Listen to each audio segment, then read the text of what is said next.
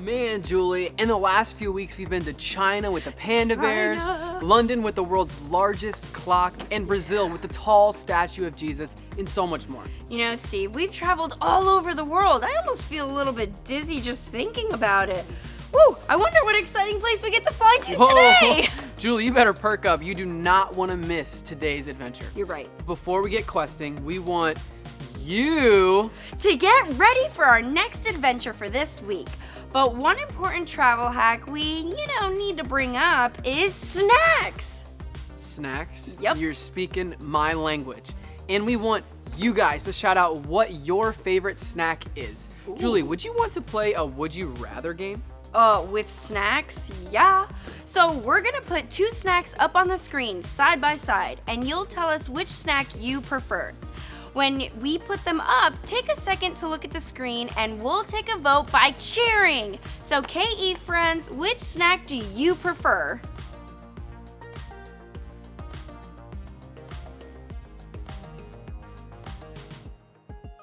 Well, personally, I would love to take those gummy worms. Not only can you eat them, but you can also throw them at people and possibly stick them to their face. Oh, that sounds terrible. Well, that's one way to use a snack. I'd probably take the granola bar. Okay, Steve, are you ready for our next Would You Rather? Now, it looks like we have an apple or chips. If you'd rather pack an apple, let me hear you cheer. I'd get the chips, so I can feed random birds with it. What? But an apple a day keeps the doctor away. Yeah, whatever. But chips are crunchy, which means I can chew really loudly and crunch them in your ear while we're flying next to each other on the plane. Okay. Time for our last one. A sandwich or popcorn? KE friends, which would you pick?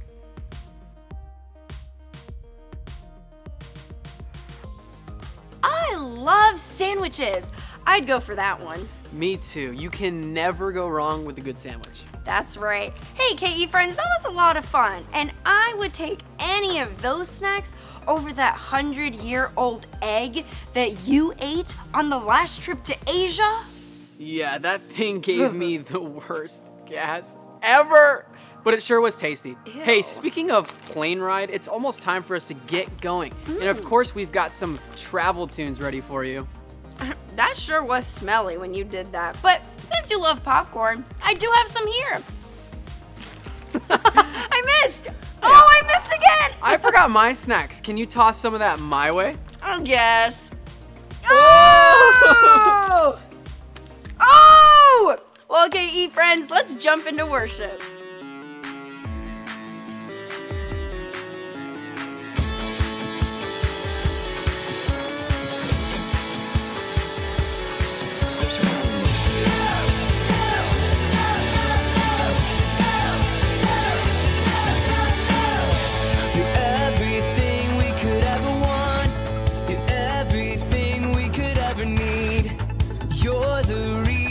Coming here, you're the reason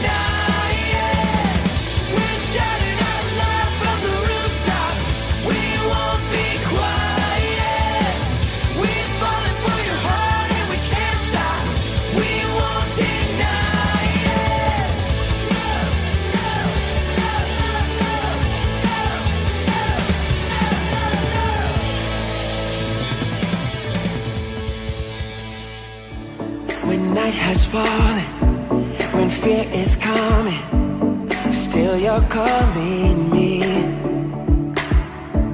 When faith is lost and my hope exhausted, you will be my strength. When my mind says I'm not good enough, God, you're enough for me. Yeah, I've decided I'm not giving up, 'cause you won't give up on me. You won't give up on me. Your love is holding on and it won't let go. I feel it breaking out like an echo. Your love is holding on and it won't let go. Now I feel it breaking out like an echo, echo in my soul.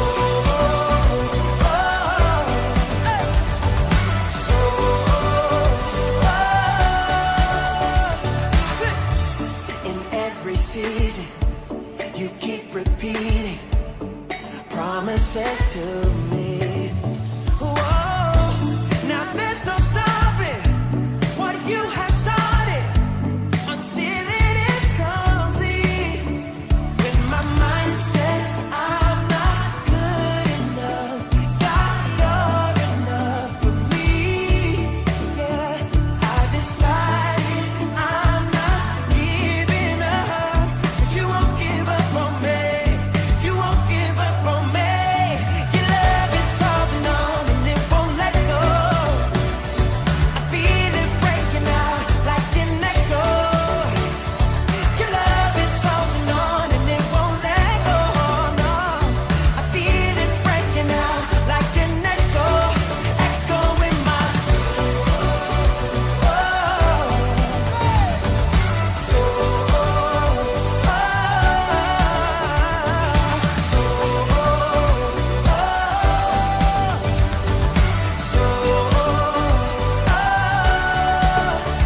When my mind says I'm not good enough, God, you're enough for me. Yeah, I've decided I'm not giving up, 'cause you won't give up on me. You won't give up on me. Your love is holding on and it won't let go. I feel it breaking out like an echo. Your love is holding on and it won't let go. No, I feel it breaking out, breaking out. Hey, your love is holding on and it won't let go. I feel it breaking out like an echo. Your love is holding on and it won't let go. No, I feel it breaking out like an echo, echo in my soul.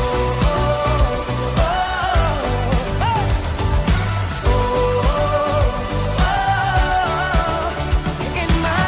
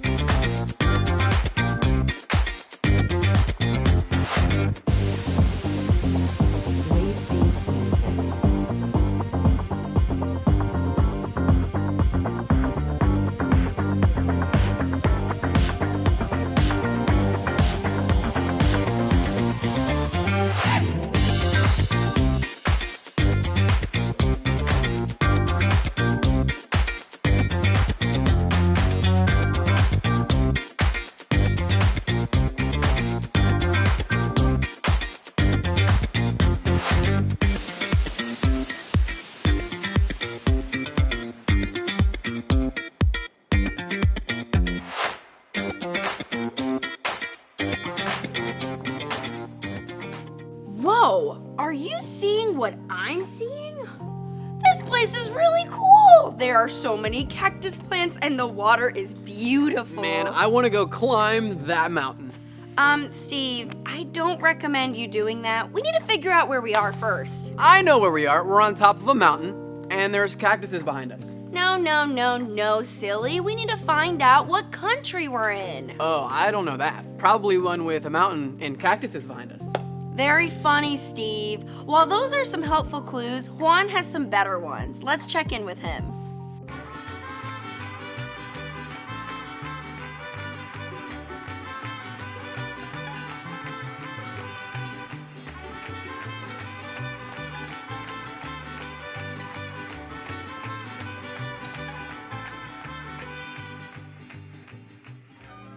Well, Julie, I hope you were paying attention during the clue video because I took that time to go get this hat. Oh man, that's a really funny hat. But the birthplace of popcorn and chocolate, we need to stay here because I do love chocolate. In 120 species of cacti, that's a lot of pointy looking trees in one country. I agree.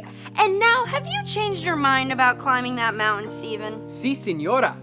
Sorry, I was saying yes, ma'am, but I'm practicing my Spanish because apparently we're in the largest Spanish-speaking country in the entire world. Eso sí es cierto. That is true. Wait, you have an advantage here. You can speak Spanish for us. Okay, can you order us some tacos? Come on, Steve. You always want to go for the touristy food, don't you?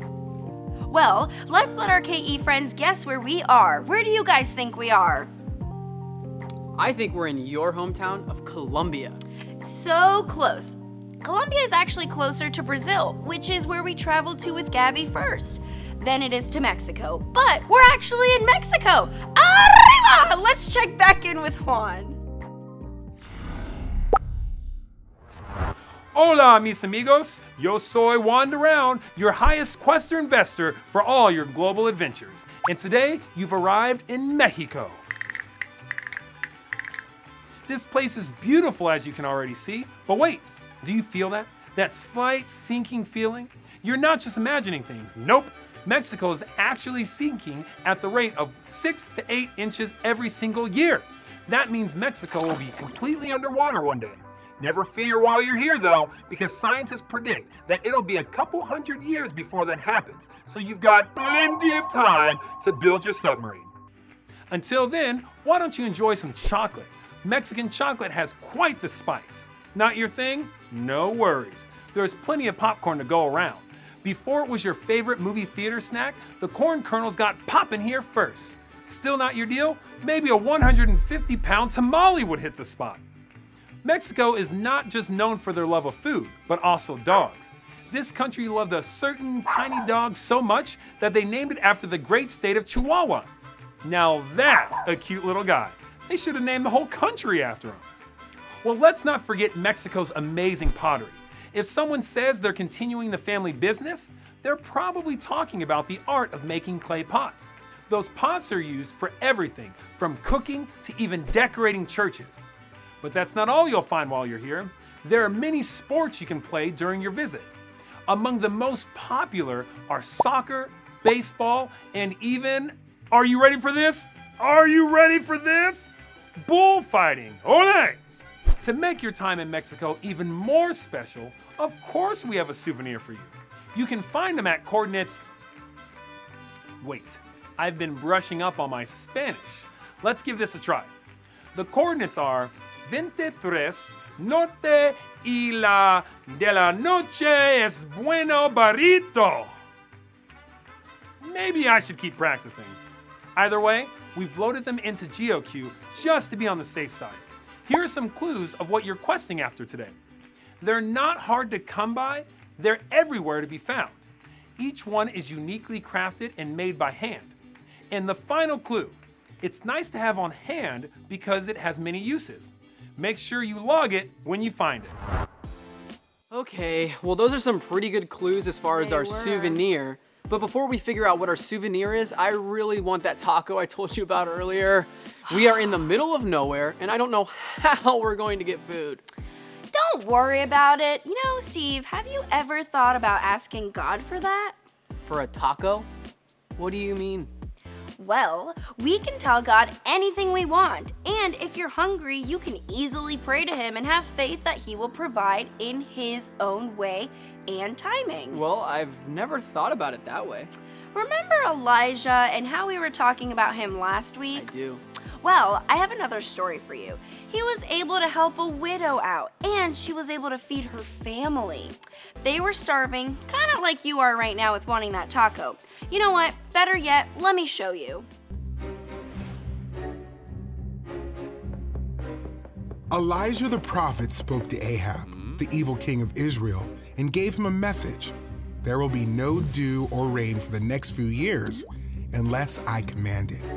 This will certainly happen. Oh no! Then God told Elijah to go to a place near a stream. God said the ravens would provide food for Elijah to eat, so Elijah obeyed God.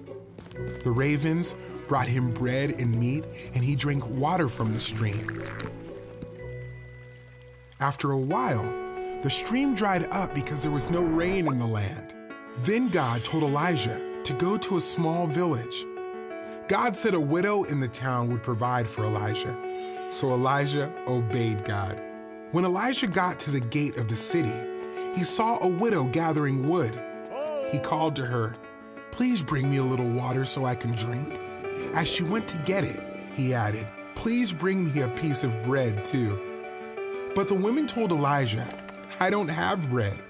I only have a little bit of flour and oil." The woman and her son were planning to eat one more meal before they died from hunger. "Don't be afraid," Elijah said. "Go and prepare the meal, but first bring me a small loaf of bread. Then make some for yourself and your son. God says you will not run out of flour or oil until rain comes again." So the woman prepared the meal. She, Elijah, and everyone in her household had enough to eat, and she did not run out of flour or oil, just like the Lord had said. Sometime later, the woman's son got sick, and he stopped breathing. Elijah took the boy upstairs and laid him on the bed. He cried out to God, stretched himself out over the boy 3 times, and cried out to God again. "Lord my God, please let this boy live again," Elijah prayed.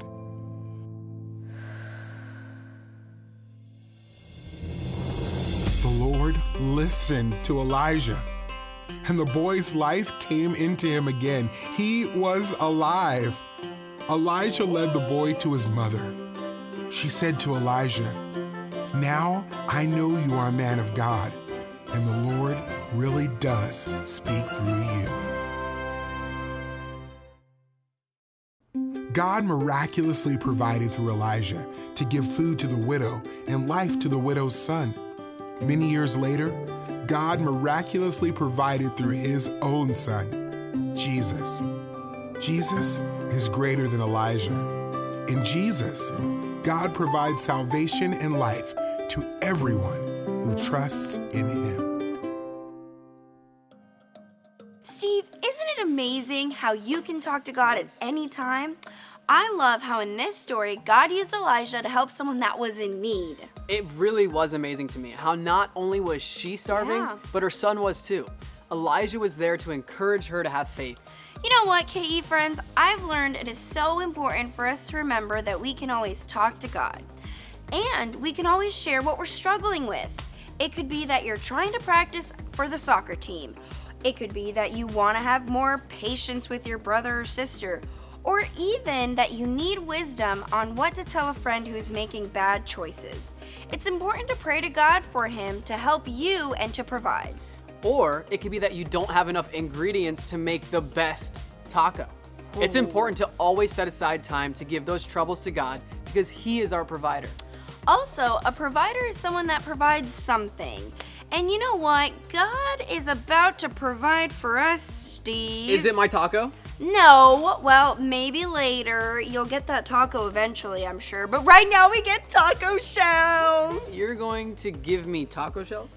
Yeah. Remember, I said earlier I packed a lot of snacks. Well, I have my taco shells. Wow. So exciting. I get to eat these taco shells. Yeah, but hold your horses, Steve. We're gonna actually play a game. Oh boy, this should be good. Taco shells and a game, my two favorite things. Okay, KE friends, this is how we're gonna play our game. Steve and I have one wooden spoon, and we're gonna put our taco shells upside down on the wooden spoon. All right, Steve, are you ready? I'm born ready. Okay, so we're gonna fling this around, making sure the taco shell stays on here, and the person that has the taco shell at the end wins the game. What if none of us have it on? Well, then we both lose. But hopefully you guys win. Okay, with one hand, are you ready? On your mark, get set, go! Oh! I win! Great game, Steve. I guess.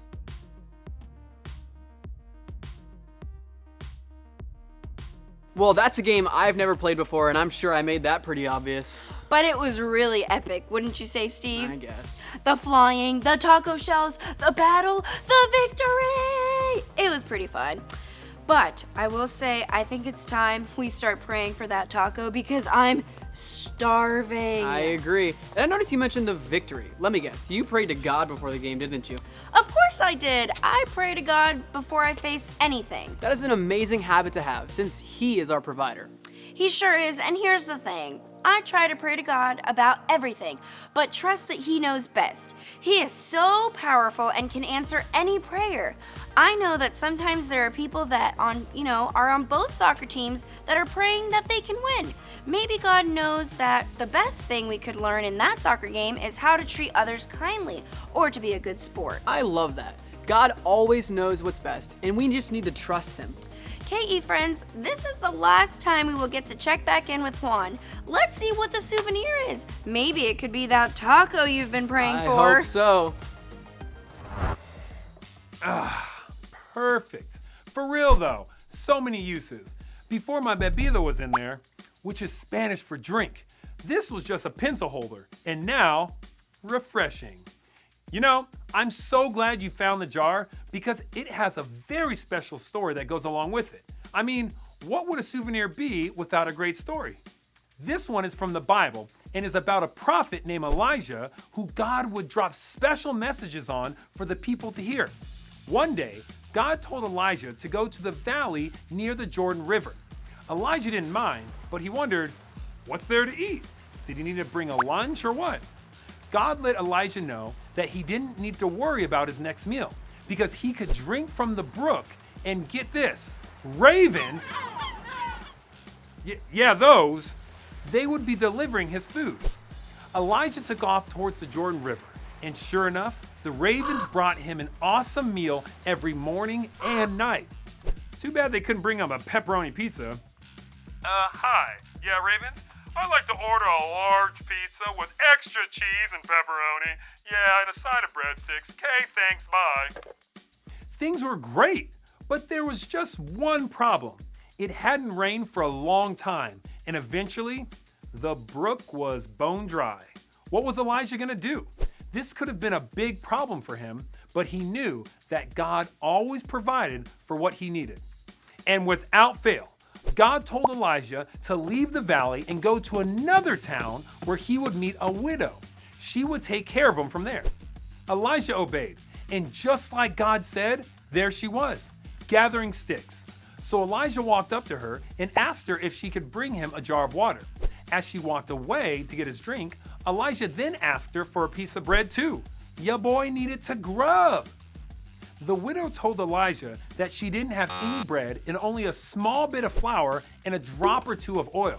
In fact, that's why she was gathering sticks, to go home and cook one last meal for herself and her son. After that, she was sure this would be the end of the road. They would starve and die. Elijah told her not to worry, about the whole dying thing, but to go home and make some food. He told her to bring him a loaf for one. After that, she could make some bread for her and her son. Elijah let her know that God had said she wouldn't run out of flour or oil. So the widow went back home and did what Elijah told her to do. And sure enough, it worked. Elijah had food every single day, and there was even enough food for the widow and her son. It was like an all-you-can-eat bread buffet. Bread for days, y'all. The jar of flour wasn't used up, and the jug always had oil in it. God provided what they needed and more. So questers, when you look at that jar, remember that one of the names of God is provider. That's because God loves us and knows exactly what we need. He promises to provide for us, and he does. Well, until we meet again, keep on questing like the bestin'. Adios, mis amigos. Wow, God really does provide. I noticed that ravens were the ones that brought Elijah the meals for him to eat. Elijah didn't even have to worry about his next meal because God was providing for him. But then there was a very dry desert, and he went to a different town where a widow took care of him for his next meal. All he wanted was a glass of water and bread. Just water and bread, but the widow didn't even have food for her and her child.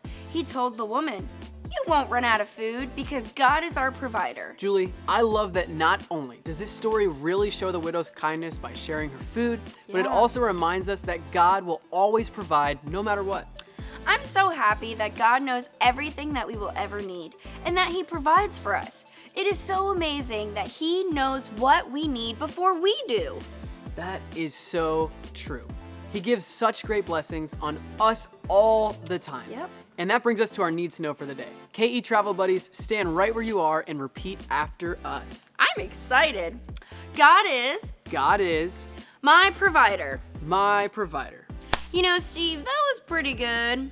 I like how he said it in English, but why don't I say it in Spanish and you say it in English? Vámonos. Let's do it. Dios es God is mi proveedor. my provider. Excelente trabajo, Esteban! Which means excellent job, Stephen. KE friends, stay standing right where you are as we go over our Bible verse. Those who know your name, trust in you. For you, Lord, have never forsaken those who seek for you. Psalm 9:10. Those who know your name, trust in you. For you, Lord, have never forsaken those who seek for you.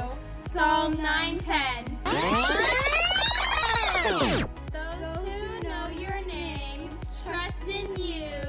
For you, Lord, have never forsaken those who seek for you. Psalm 9:10.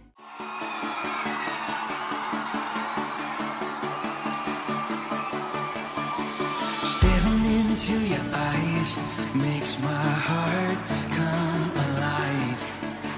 Suddenly brought to life when I met you. Reaching beyond the skies, running deep, stretching wide. Perfect love realized here with you. Come on now. Now this love is for real, you will never let go, never let go. Oh, and it's more than just words, love beyond my control, out of control. What's up? This is real love, this is real love. Say this is real love, this is real love. Oh.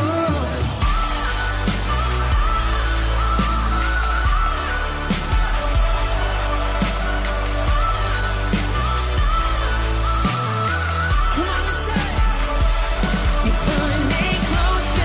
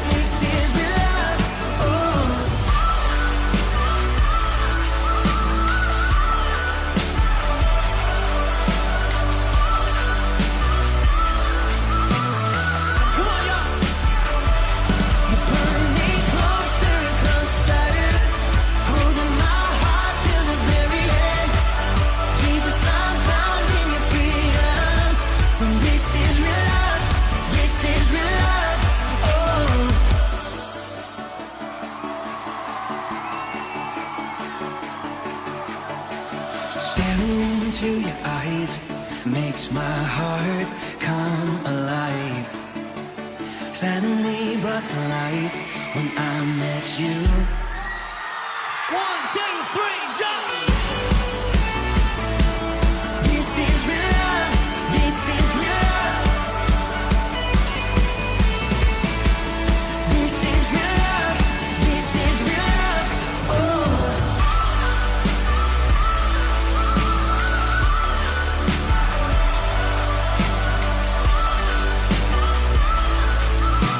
One more time, we say. You're pulling me closer and closer, holding my heart to the very end. Jesus, I'm found in your freedom. This is real love. This is real love. This is real love. KE friends, we have had such a blast with you on this adventure. It's now time to reflect on what we've learned on our trip to Mexico and how God is our provider. Let's go over our questions. Do you think you would have anything if God didn't provide for you? Why or why not?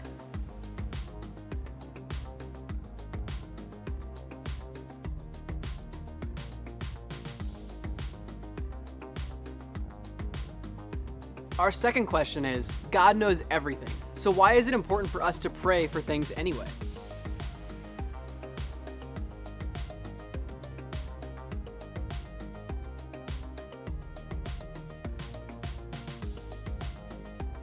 And our last question is, do you believe that God can provide absolutely anything you ask Him for?